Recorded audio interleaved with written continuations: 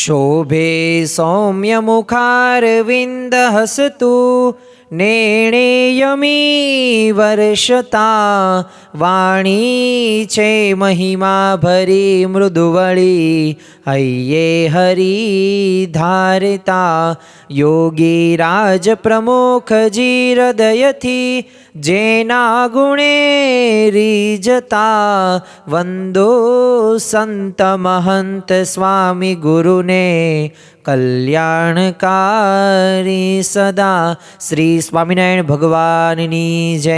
અક્ષર પુરુષોત્તમ મહારાજની જય। ગુણાતીતાનંદ સ્વામી મહારાજની જય। પ્રમુખ સ્વામી મહારાજની જય। પ્રગટ ગુરુ હરિ મહંત સ્વામી મહારાજની જય। સુરત અક્ષરધામ મહોત્સવની જય। દરેક દિવ્ય હરિભક્તોને આમલકી એકાદશીના જય સ્વામી નારાયણ। આજની આ એકાદશીના સભાનો પ્રવચનનો વિષય છે કે સાચા સંતના લક્ષણો। આમ તો આ વિષય સાંભળતા પૂર્વે જ તે આપણા મનની અંદર ઘણા બધા પ્રકારના પ્રશ્નો એ ઊભા થતા હશે અને થયા પણ છે કે સાચા સંતના લક્ષણો પણ જાણવા જરૂરી છે અને શું સાચા સંતની જગ્યાએ ખોટા સંતો પણ હોય છે? તો જો આજે આપણે આજ તે પ્રવચનના મુદ્દાને એ વિસ્તૃતથી સમજવા જઈ રહ્યા છીએ। પરંતુ આજે આપણે શ્રીજી મહારાજનું તે સ્વરૂપને શ્રીજી મહારાજની તે પરાવાણી સમાન એવા વચનામૃતના ગઢડા અંત્યનું 26મું વચનામૃત। હવે આ ગઢડા અંત્યના 26મા વચનામૃતની અંદર એ શ્રીજી મહારાજે સાચા સંતના લક્ષણો બતાવ્યા છે। આમ તો શ્રીજી મહારાજ આ પૃથ્વી લોક ઉપર આવ્યા અને એમનો ભલે જન્મ છપૈયાની અંદર થયો, પરંતુ એમને કર્મભૂમિ ગુજરાતને બનાવી। પરંતુ આ પૃથ્વી ઉપર આવ્યા અને એમાંય ભરતખંડ એમને નક્કી કર્યો અને એમાંય તે ગુજરાતને એમને કર્મભૂમિ તરીકે એ પોતે પ્રસ્થાપિત કરી। પરંતુ જો કોઈ એમનો મુખ્ય ધ્યેય હોય ને તો એમને જીવોનું આત્યંતિક કલ્યાણ કરવું હતું। પરંતુ એકાંતિક ધર્મ સિદ્ધ કરીને એ ઘણા બધા મુમુક્ષુ આત્યંતિક કલ્યાણના અધિકારી બની શકે ને, આ એમના મુખ્ય પ્રાગટ્યનો હેતુ હતો। પરંતુ એમનું જે સ્વધામ ગમન બાદ હવે આજ તે આત્યંતિક કલ્યાણનો માર્ગ રહ્યો એ આમ સદાય ખુલ્લો રહે ને એ માટે મહારાજે સંતના લક્ષણો બતાવ્યા છે। એટલે આજે આપણે એ મહારાજે બતાવેલા એ સાચા સંતના લક્ષણોની વાત કરવાની છે। અને આ સાચા સંતના લક્ષણો એ પ્રમુખ સ્વામી મહારાજ અને વર્તમાન કાળે મહંત સ્વામી મહારાજ અને આપણી ગુણાતીત ગુરુ પરંપરાની અંદર જોવા મળે છે। પણ આજે આપણે બધાય લક્ષણોની વાત નહીં કરીએ, પરંતુ આજે આપણે જે એકાદશી કરી છે, આમ તો એકાદશી એટલે કે 5 જ્ઞાનેન્દ્રિયો, 5 કર્મેન્દ્રિયો અને 11મું મન, હવે એને વશમાં કરવાનું છે। આમ તો આપણે કરી શકતા નથી, કારણ કે આજના દિવસે આપણે ઢોર લાંઘણ કરીએ છીએ ઘણા બધા।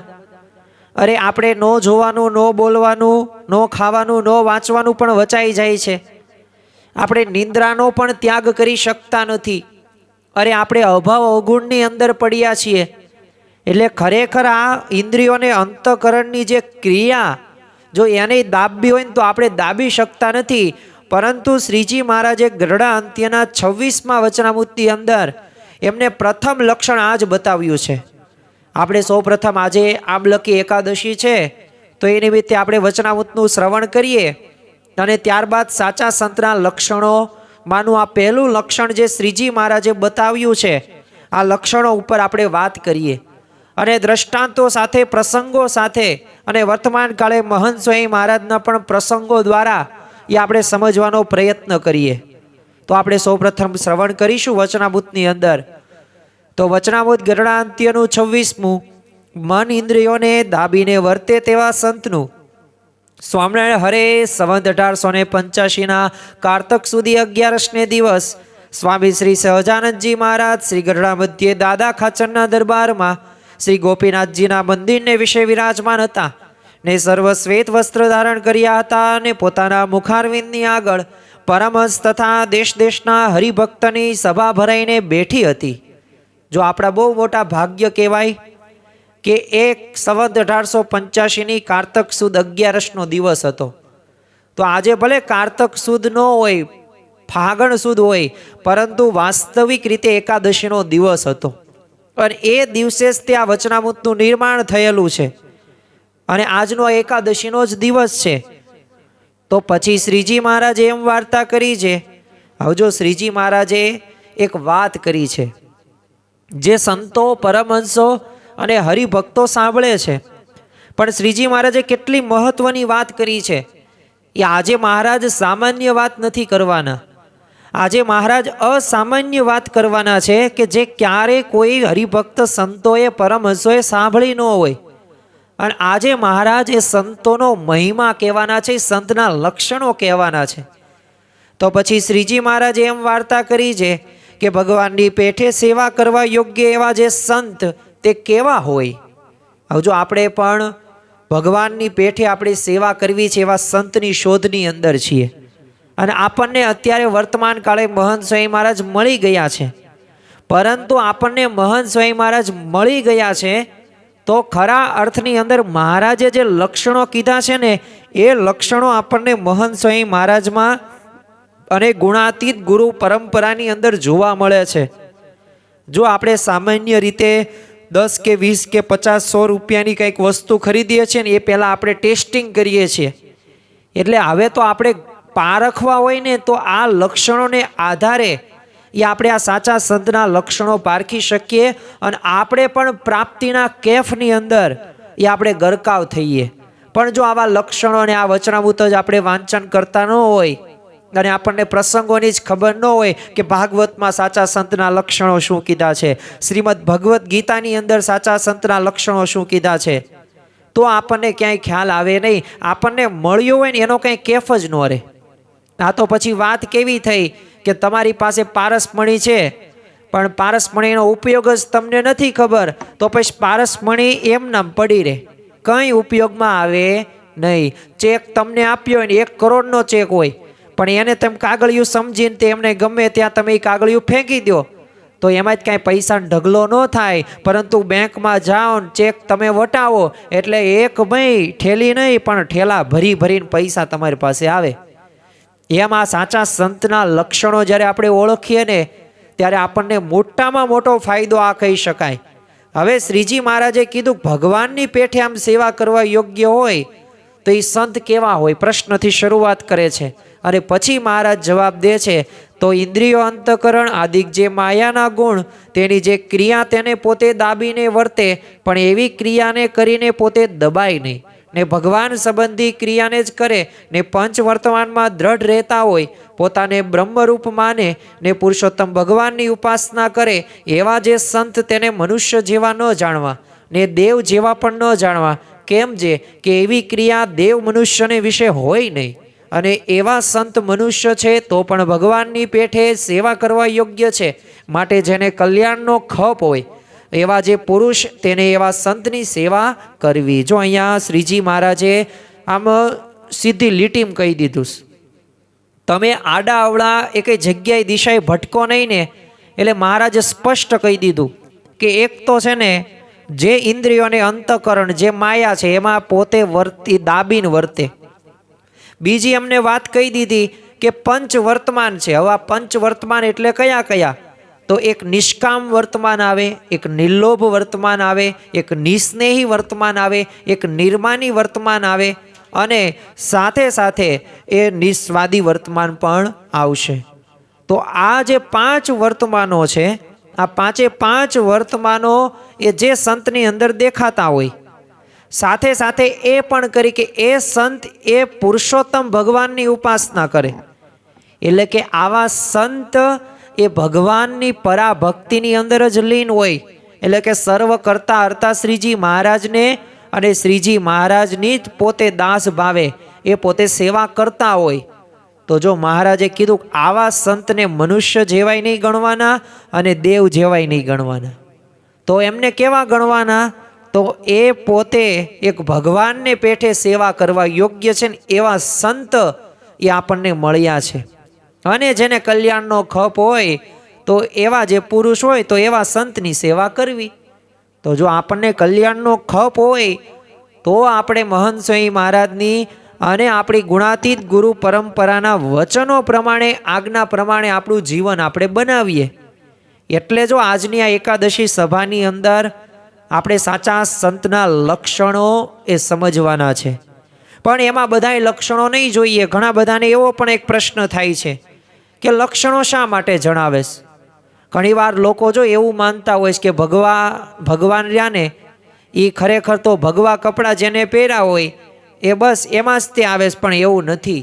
અરે ભગવામાં પણ એવા ઘણા બધા રાક્ષસ જેવા વ્યક્તિઓ એ ભટકાઈ જતા હોય છે, એટલે કે ખોટા રસ્તે આપણે જતા હોઈએ છીએ. ઘણી બધી વખત આપણે એવા જીવનની અંદર પણ એ આપણે સમય પસાર કરીએ છીએ કે વાસ્તવિક રીતે જોઈએ ને તો આપણને પછી અફસોસ કે પસ્તાવા સિવાય કંઈ વારો આવતો નથી.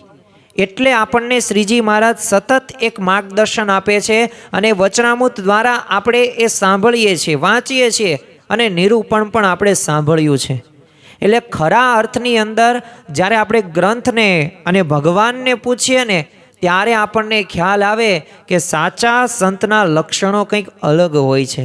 ઘણા બધા લોકો એવું માનતા હોય છે કે ઉપનિષદ કે ભાગવત કે રામાયણ હોય તો સ્વાભાવિક રીતે આમ કથા સારી કરતા હોય. જો કોઈ પણ વ્યક્તિ કે કોઈ પણ સાધુ કે સંત એ આપણે નકારાત્મકતાથી નથી જોવાની વાત કરતા. અહીંયા મહારાજે ક્યારેય કોઈનું ખંડન નથી કરેલું, પણ જે સાચી વાત છે ને એ સાચી વાત એ નજર સમક્ષ આપણને કહી છે. એટલે શ્રીજી મહારાજ કહે છે કે ચમત્કાર અમુક બતાવતા હોય કે રોગ મટાડતા હોય કે ધન સંપત્તિ આપતા હોય કે દીકરા દીકરી પણ આપતા હોય, તો એ શાસ્ત્રોની અંદર કંઈ એવી વાતો નથી આપી કે ધન સંપત્તિ જે સંત આપે તો એ સાચા સંત કહેવાય. પછી તમને માન મોટપ આપે, તમારા રોગ મટાડે, એને સાચા સંત કહેવાય. આવા શાસ્ત્રોની અંદર ક્યારેય વ્યાખ્યા આપવામાં આવી નથી. ચમત્કાર તો સાધના દ્વારા થઈ શકે અને તમે પાણીમાં ચાલી શકો, માઇનસ ગમે એટલું સેલ્સિયસ તમારે ઠંડી હોય તો એમાંય તમે એ નિર્વસ્ત્ર રહી શકો, એવી સાધના હોય છે. તમે કોઈક વ્યક્તિનું બધુંય જાણી શકો, એ બધી સાધના આપણા વેદોની અંદર, શાસ્ત્રોની અંદર આપવામાં આવી છે. એમાં જો આપણે ધીરજતાથી એ સાધનામાં આગળ વધીએ તો એ બધું આપણને મળે છે. પણ જો ચમત્કાર બતાવે ને તો એમાંય તે મહારાજે એવું નથી કીધું કે ચમત્કાર બતાવે તો એ જ સાચા સંત છે. કારણ કે શ્રીજી મહારાજે તે પરચા અને પરચીને આ ચમત્કારો કરેલા છે, પણ ચમત્કાર કર્યા પછી એમને કીધું જ છે કે જો એટલું બધું તે ચમત્કારથી થતું હોય તો પછી કોઈ રાજા કોઈ સૈન્ય રાખે જ નહીં, એ પછી એમ નામ ખબર પડી જાય. પણ એ મહારાજે એવું કીધું જ નથી. ઐશ્વર્ય વાપર્યું છે પણ પાછી સમજાવ્યું છે.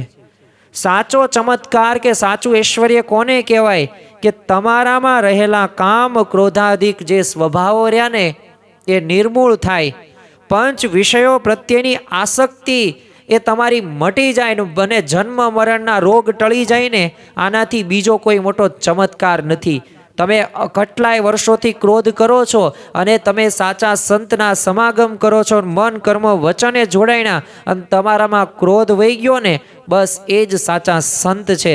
તમારામાં રહેલા સ્વભાવો, પંચ વિષયો પ્રત્યેની આસક્તિ, એ માન હોય, મોટપ હોય, એ કામ વાસના સંબંધિત હોય, આ બધુંય નિર્મૂળ થાય ને એને જ સાચા સંત કહેવાય. અને એવા જ સાચા સંત એ આપણને એકાંતિક ધર્મ સિદ્ધ કરીને એ આપણને બ્રહ્મરૂપ કરીને પરબ્રહ્મની ભક્તિ સુધી પહોંચાડે છે.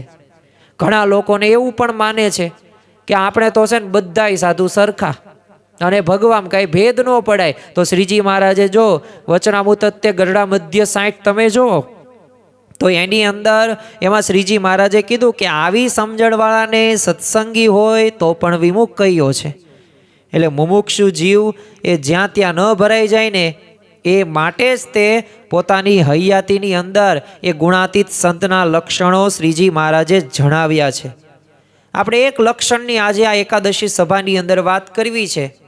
આમ તો સાચા સંતના લક્ષણો પંચ વર્તમાન સંબંધિત, પછી પુરુષોત્તમ ભગવાનની ઉપાસના કરે અને ઇન્દ્રિયો અંતકરણ આદિક જે માયાના ગુણ છે એ બધી ક્રિયાને પોતે દાબીને વર્તે છે. આવા લક્ષણો મહારાજે આ ગરડા અંત્યના 26માં કીધું છે. પણ આજે આપણે એક જ વાત કરવી છે કે જે આજે આપણે એકાદશી રહ્યા છીએ તો જો બધી રીતે આપણે ભગવાનની ભક્તિ આપણે કરી શકતા નથી. આપણી આંખો હોય, આપણો સ્પર્શ હોય, હાથ પગ હોય, આપણી ઇન્દ્રિયો બધી હોય, એ ભગવાન તરફ આજે એકાદશીના દિવસે પણ વળતી નથી. નો ખાવાનું પણ ખવાઈ જાય છે, નો બોલવાનું પણ બોલાઈ જાય છે, નો સાંભળવાનું પણ સાંભળી જઈએ છીએ, નો વાંચવાનું પણ વાંચી લઈએ છીએ. તો આ બધું તે એક સંયમ અસંયમનો જ તે અભાવ છે. એટલે સ્વાભાવિક રીતે સંયમ નથી, એટલે જ તે શક્તિ પછી પ્રગટ નથી થતી.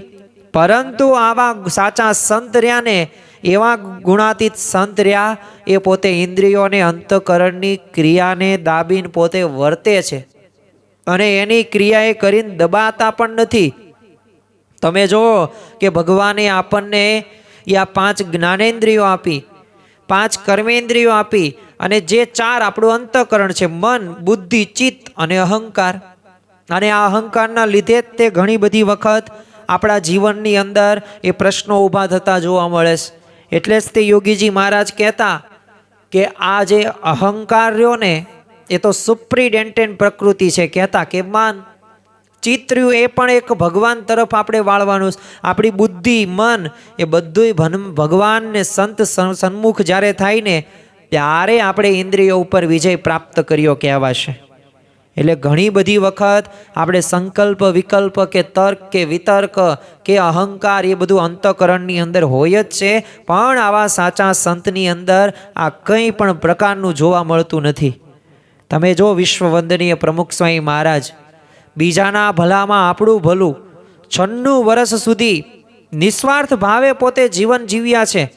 બીજાનું કઈ રીતે ભલું થાય, બીજાનો કઈ રીતે ઉત્કૃષ્ટ થાય ને, આજ એમની એક જીવન ભાવના રહેલી છે. અરે એટલું જ નહીં, એ ગાંધીનગરની અંદર આતંકવાદી હુમલો થયો તો ત્યારે પણ પ્રમુખ સ્વામી મહારાજે બધાને શાંતિ રાખવાની અપીલ કરી.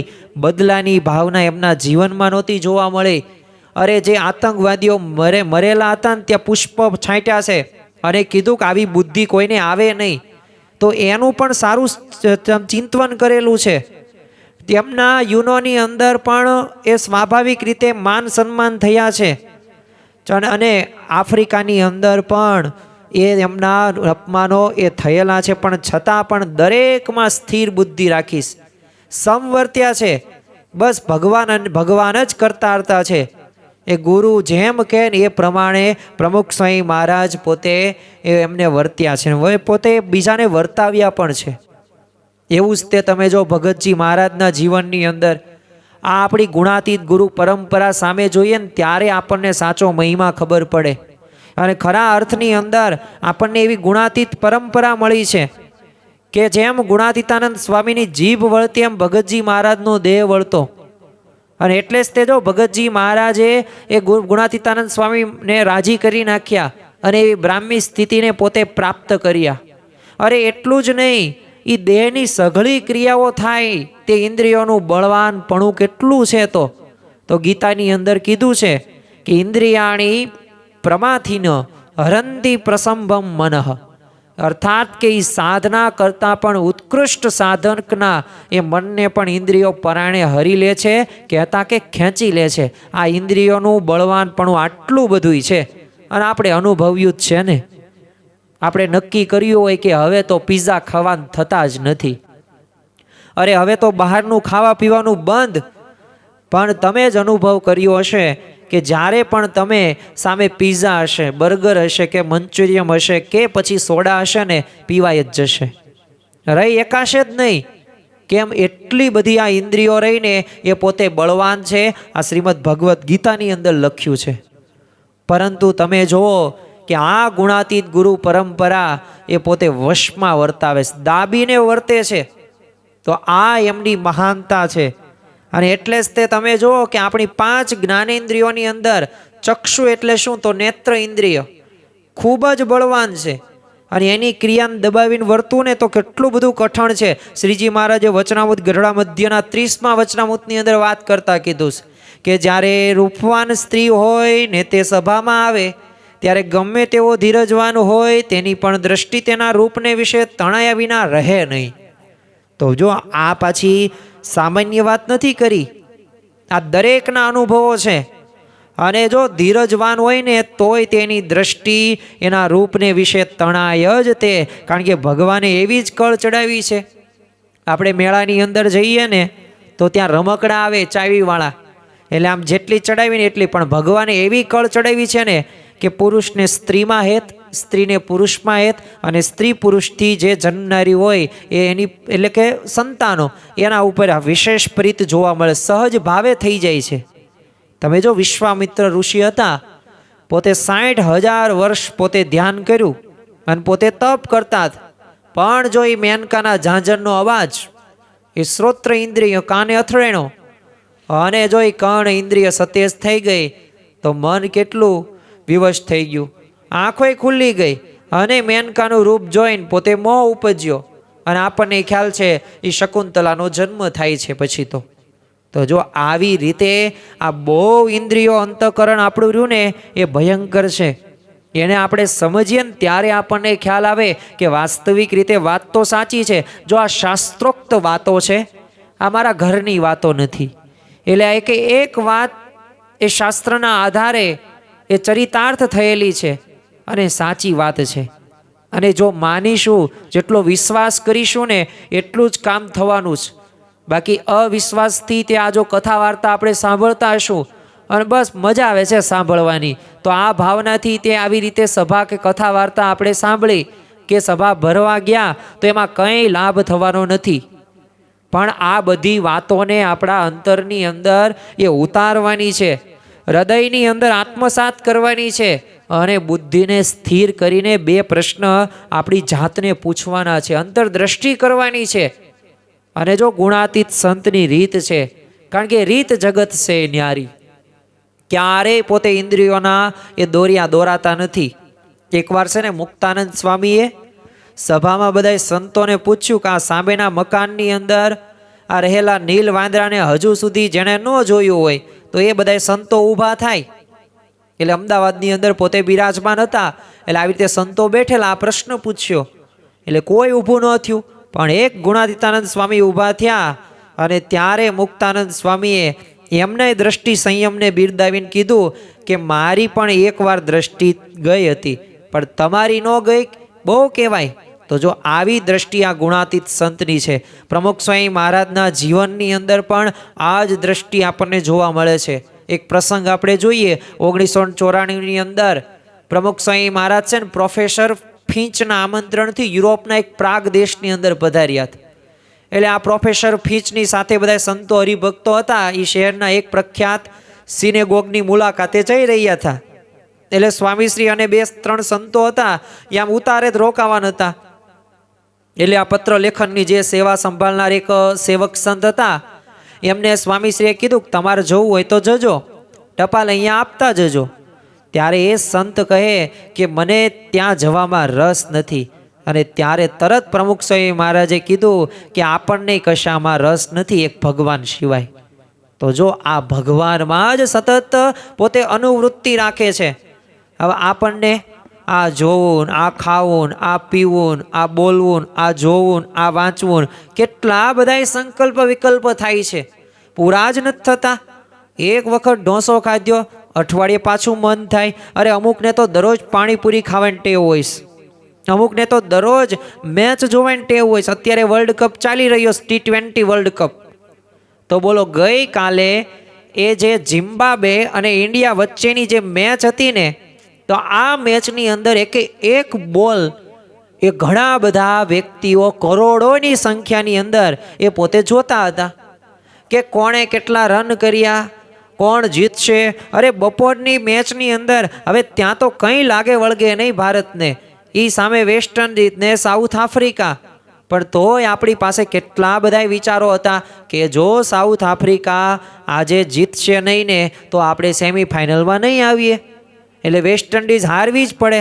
તો આ પાછું વેસ્ટ ઇન્ડિઝના મુખ્ય કોચ ડેરેન સેમી, એની તે આપણને કે બહુ ટીમ સારી બનાવી નાખી છે, કેટલી બધી આપણને વાતો ખબર હોય છે. પણ ખરા અર્થની અંદર મહંત સ્વામી મહારાજના 2 પ્રસંગો આપણને કીધા હોય અને 2 વાતો આપણને નવી કરવાની કે તો પાછું આપણે કાંઈ બોલી શકીએ નહીં. એ આપણને બધું યાદ રહે છે બીજું લૌકિક, પણ જ્યારે આધ્યાત્મિક વાતોમાં કાંઈ રસ હોતો નથી. બાકી બહાર લૌકિક રીતે આપણે ઘણો બધો આનંદ પ્રમાદ કરીએ છીએ. અને એટલે જો ભગવાન સિવાય એ પ્રમુખ સ્વામી મહારાજ અને આપણી ગુણાતીત ગુરુ પરંપરાએ ક્યારેય વિચાર કર્યો નથી અને જેવી નેત્ર ઇન્દ્રિય બળવાન છે ને એવી જ કે તેથી અધિક રસના ઇન્દ્રિય પણ બળવાન છે, અને એની ક્રિયાને પણ દાબવીની મહાકઠણ છે. એ શા માટે હું તમને કહું છું તો શ્રીજી મહારાજે શિક્ષાપત્રીની અંદર, શ્રીજી મહારાજે સત્સંગી જીવનની અંદર એ કીધું છે કે જીતમ સર્વ જીતે રસે.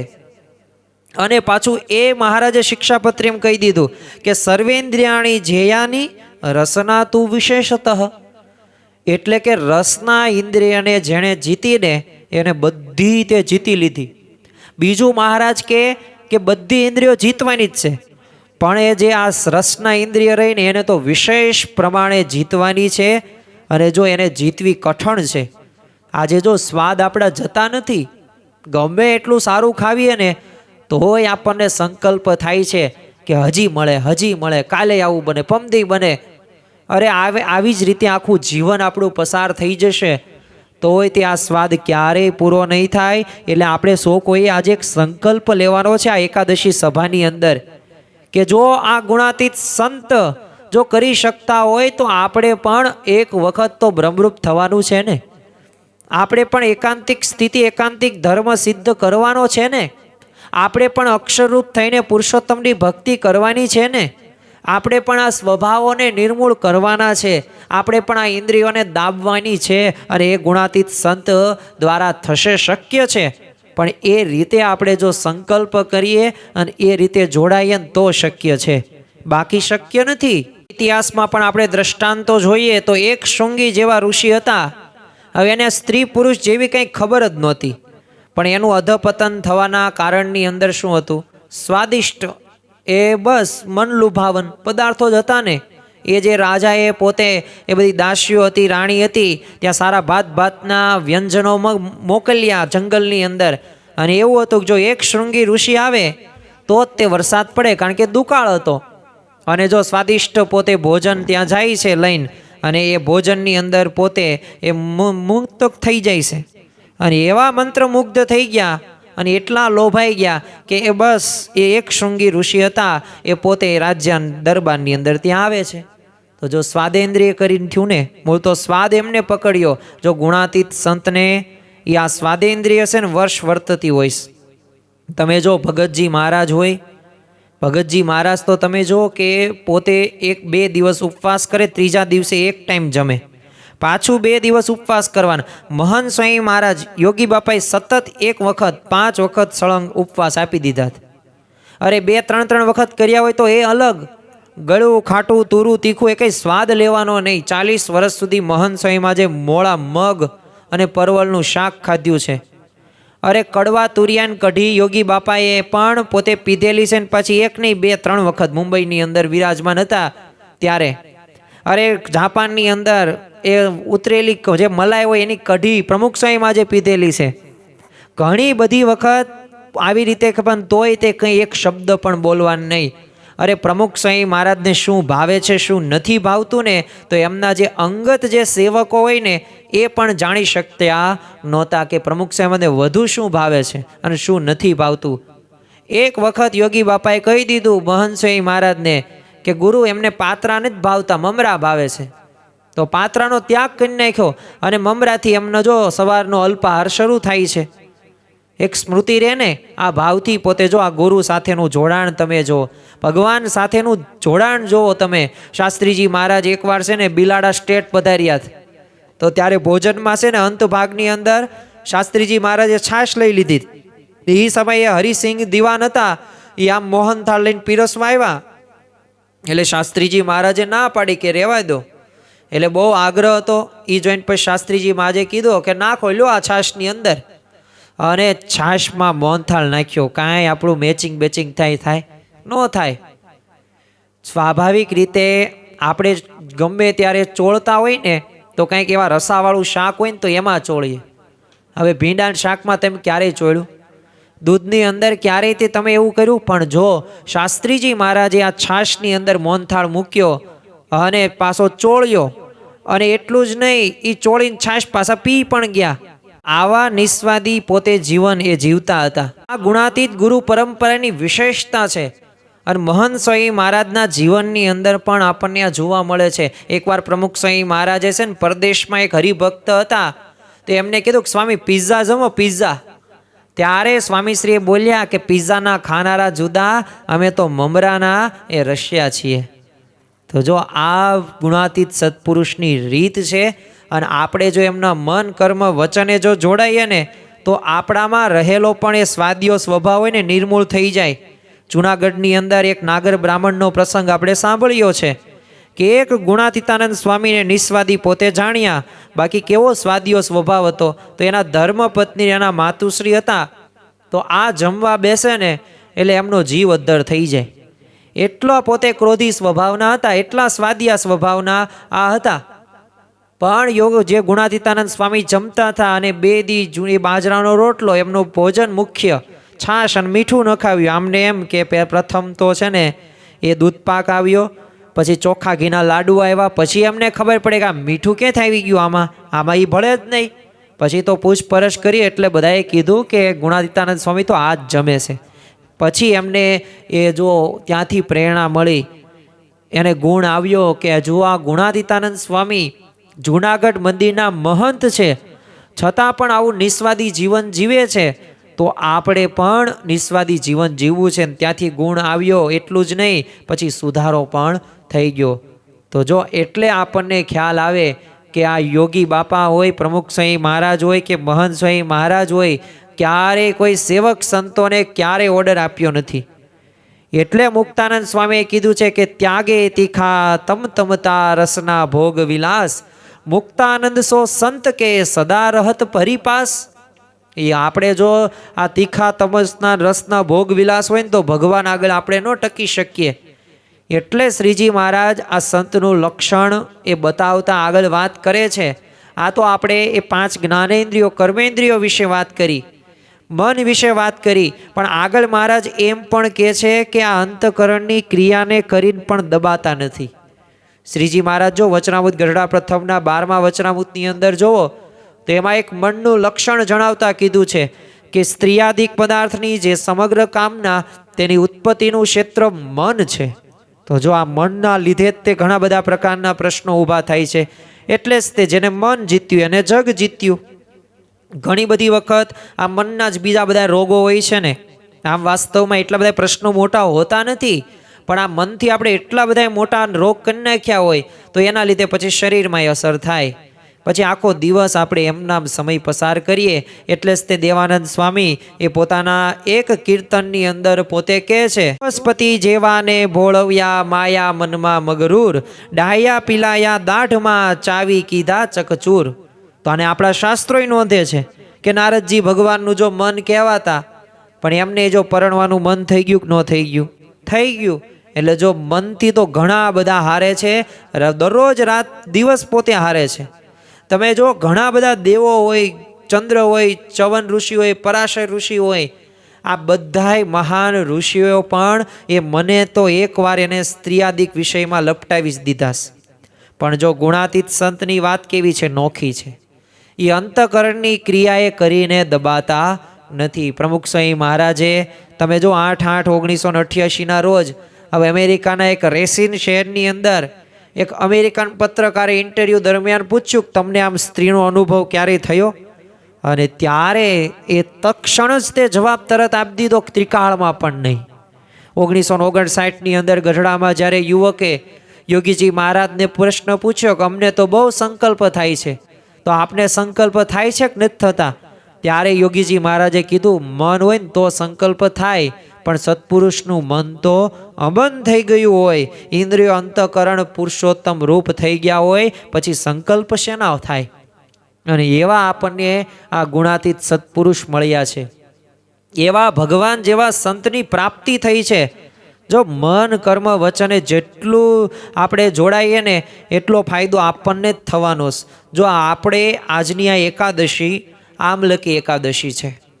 આ આમલકી એકાદશીનો આપણે એ પૌરાણિક વાત તો હમણાં આપણે સમજ્યા હતા, અને આના પૂર્વેના એક આપણે પ્રવચનની અંદર એ આમલકી એકાદશીનો મહિમા હતો તો એમાં એની વાત કરી હતી. પણ વાસ્તવમાં આપણે ભગવાન અને સંતને જો રાજીપો આપણે પ્રાપ્ત કરશું ને તો જ આપણને અક્ષરધામ મળવાનું છે. અને જો સત્પુરુષને તમે રાજી કરી દીધા તો પછી તમારું બધાય પ્રકારના એ સંકલ્પો રહ્યા ને પૂરા થશે. જો આ લોકના તો વધતા ઓછા પ્રમાણની થાય કે ન થાય, પણ એ પરલોકમાં જ્યાં આપણે જે સ્થિતિએ પહોંચવાનું છે ને એવી આધ્યાત્મિક સ્થિતિ આપણને આ ગુણાતીત સત્પુરુષ એ દ્વારા આપણને પ્રાપ્ત થશે. કારણ કે બ્રહ્મ પરબ્રહ્મ, એ બ્રહ્મ રહ્યા ને એ જ પરબ્રહ્મ સુધી પહોંચવાનો એક સેતુ સમાન છે. અને એમનો આપણે મન કર્મ વચને સમાગમ કરીએ તો અવશ્ય લાભ થાય છે. એટલે એક સંકલ્પ સાથે આપણે ઊભું થવાનું આજની આ એકાદશી સભાની અંદર, કે સાચા સંતના લક્ષણો તો આપણે જાણ્યા, અને ખરેખર આવા તો પંચ વર્તમાનની દ્રઢતા છે, અને આ ઇન્દ્રિયો અંતઃકરણ સંબંધિત પણ આપણે વાત કરી. પણ યાદ રાખજો કે મુક્તાનંદ સ્વામીએ જેમ કીધું છે ને કે દેહ ઇન્દ્રિય અરુ મન આદિક કે સંગ મેં નહીં લપટાવે, સંત જન સોઈ સદા મોહે ભાવે. તો આવા ગુણાતીત સંત ક્યારેય ગમે તેવા કઠણ કે ભૂંડા દેશકાળ થાય ને તોય ઇન્દ્રિયો અંતઃકરણની ક્રિયાને કરીને દબાતા નથી. તો એવી સ્થિતિ સુધી આપણે પણ પહોંચવાનું છે. એ જે બધાઈને બ્રહ્મની મૂર્તિ અને જે મુક્તો સમજે છે, તો આપણે પણ એવી દ્રષ્ટિ કેળવવાની છે, આપણે પણ એ વિચાર સુધી પહોંચવાનું છે. અને તો જ તે આપણા જીવનની અંદર એ આ રાજીપો આપણને મળશે. જો આ રાજીપો આપણે ક્યારે મેળવી શકીએ, અને પ્રથમ તો આપણું લક્ષ્ય હોવું પડે કે મારે ભગવાન અને સંતને રાજી કરવા છે. અને આ ભગવાનની પેઠે સેવા કરવા યોગ્ય એવા સંત આપણને પ્રાપ્ત થયા છે. હવે એવા સંતની આપણે સેવા ન કરીએ અને એમનો મન કર્મ વચને સમાગમ ન કરીએ તો પછી આપણે આ ગુણાતીત સત્પુરુષને કેમ ઓળખ્યા કહેવાય? ન ઓળખ્યા બરાબર કહેવાય ને. કારણ કે મળ્યા છે, માનો મળી છે મોટી વાત. હવે એને જતી નથી કરવાની, એને હવે મળી છે ને વાતને, તો બસ હવે એમાં જોડાઈ જવાનું છે. રાજીપો આપણે ક્યારે મેળવી શકીએ? તો કોઈ પણ ક્રિયા કરતા પૂર્વે રાજીપાનો વિચાર કરવાનો. ક્રિયા દરમિયાન પણ રાજીપાનો વિચાર કરો કે હું આ જે ક્રિયા કરું છું એમાં ભગવાનને સંત રાજી તો થાય છે ને. અને પછી ક્રિયા પૂરી થઈ જાય પછી એ જ તે જે ક્રિયા કર્યો એ ભગવાનને સમર્પિત કરી દેવી. અને પછી નક્કી કરવું કે મેં જે આ ક્રિયા કરી એમાં ભગવાનને સંત એ રાજી થયા કે ન થયા. જો એમાં ટીક માર્ક જો ત્રણેયમાં થઈ જાય ને તો બસ આપણને રાજીપો મળી જશે અને મળી જશે. એટલે ખરેખર આ મન ઇન્દ્રિયોને દાબીને વર્તે એવા સંતની આપણને પ્રાપ્તિ થઈ છે. અને આવા સંત રહ્યા ને એ આપણા જન્મ મરણના રોગ ટાળશે. આવા સંતની પ્રાપ્તિ થઈ છે ને તો આપણામાં રહેલા કામ ક્રોધાદિક લોભ ઇત્યાદિક સ્વભાવો રહ્યા ને એને નિર્મૂળ કરશે. આવા સંત આપણને પ્રાપ્ત થયા છે તો મન બુદ્ધિ ચિત્ત અહંકાર આ અંતઃકરણમાં જે મલિન વાસનાઓ છે એ નિર્મૂળ કરશે. આવા સંતની પ્રાપ્તિ થઈ છે, આવા સાચા સંત મળ્યા છે તો આપણામાં રહેલી એ જે પશુ બુદ્ધિ છે કે જે ધ્યેય સુધી આપણને પહોંચવા દેતી નથી, જે અજ્ઞાનના જે અંધકારની અંદર આપણે જે અટવાયેલા છીએ, તો અંધકારના એ જે અટવાયેલા અંધકારમાંથી આપણે બહાર આવી શકીશું આવા સાચા સંતના સમાગમથી. અને એટલે જ તે સદગુરુ બ્રહ્માનંદ સ્વામી કહે છે, સંત સમાગમ કીજે હો નિષદિન, સંત સમાગમ કીજે. નિત્ય સમાગમ કરવાથી, સાચા સંતનો સમાગમ કરવાથી એ આપણા જીવનની અંદર એવા ભાવો આવે છે. કારણ કે સદગુરુ બ્રહ્માનંદ સ્વામીએ પોતે અનુભવ કરેલો હતો. એમના હૃદયની વાત આ પદ દ્વારા આપણને પ્રાપ્ત થતી જોવા મળે છે. એટલે બસ હવે તો મન કર્મ વચને એ આપણે સત્પુરુષ સાથે જોડાવાનું છે. અને સાચા સંતના લક્ષણો જે મહારાજે આપણને આ વચનામૃતની અંદર જણાવ્યા છે તો એવા જ લક્ષણો, અરે એનાથી પણ વિશેષ લક્ષણો જે ભાગવતની અંદર કીધું છે કે જે શાસ્ત્રોની અંદર લખ્યું છે એ બધાય લક્ષણો આપણને ગુણાતીત ગુરુ પરંપરાની અંદર વર્તમાન કાળે મહંત સ્વામી મહારાજના જીવનની અંદર જોવા મળે છે. તો હવે આપણે કાંઈ વેરીફાઈ કરવાનું નથી, હવે તો આપણે બસ જોડાવાનું છે. હવે એવો મહાત્મ જ્ઞાનયુક્ત નિશ્ચય કરવાનો છે, એવો દ્રઢ આશરો કરવાનો છે, એવી પતિવ્રતાની ટેક સાથે, એવી નિષ્ઠા સાથે જોડાવાનું છે કે જેથી આપણામાં પણ એવા ગુણો આવે અને આપણે પણ પરબ્રહ્મની ભક્તિ કરવાના અધિકારી બની શકીએ. એ જ આજના દિવસે પ્રાર્થના. શ્રી સ્વામિનારાયણ ભગવાનની જય. સ્વામિનારાયણ નારાયણ નારાયણ, સ્વામિનારાયણ નારાયણ નારાયણ, સ્વામિનારાયણ સ્વામિનારાયણ, સ્વામિનારાયણ સ્વામિનારાયણ, સ્વામિનારાયણ નારાયણ નારાયણ, સ્વામિનારાયણ નારાયણ નારાયણ. શ્રી સ્વામિનારાયણ ભગવાનની જય.